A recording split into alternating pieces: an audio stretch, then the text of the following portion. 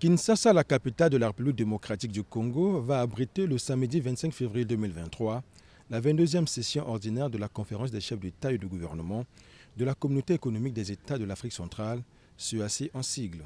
Au nombre des chefs d'État attendus à Kinshasa, il est le président de la République, Denis Sassou Nguesso.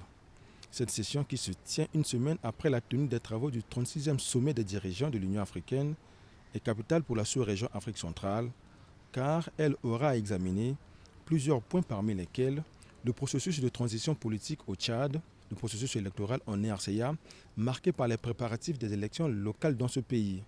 Un autre dossier sur lequel les participants à ces assises de Kinshasa vont plancher est la situation sécuritaire préoccupante à l'est de la RDC. S'agissant de ce dossier, il s'est de noter que plusieurs processus ont déjà été enclenchés. La réunion de juillet 2022 à Luanda en Angola, qui avait abouti à l'élaboration d'une feuille de route sur la paix à l'est de la RDC.